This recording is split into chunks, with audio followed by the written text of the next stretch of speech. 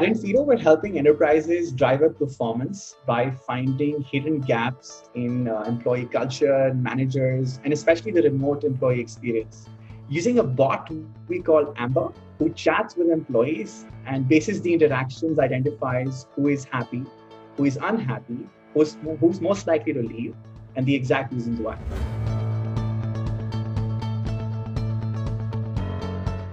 What I really like about Amber, so it's putting together this very important area of HR and of course this super hot area of AI, artificial intelligence.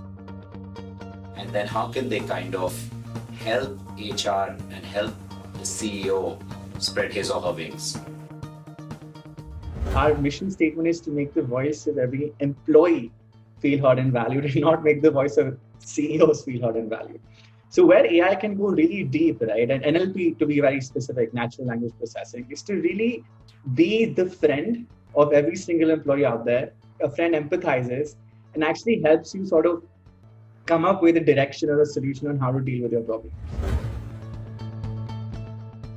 So I have a love-hate relationship with the investor community because I think all of those facets around how everyone says that, you fundraise by creating FOMO.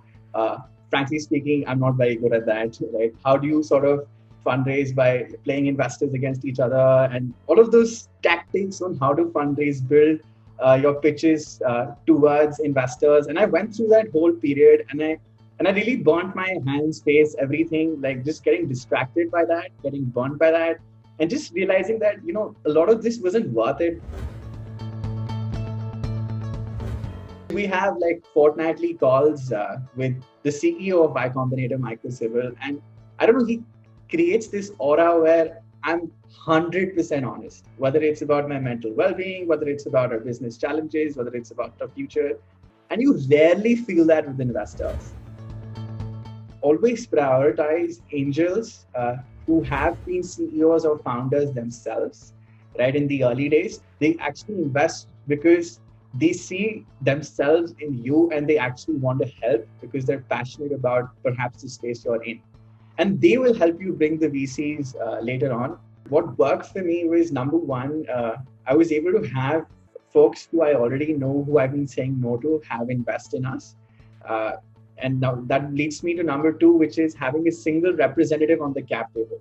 So I knew 5 people, 10 people, and 30 other people that Let's Venture brought on board. All of them are represented as one on the cap table, where I'm answerable to one entity, yet I get the value add from 30, 40 people.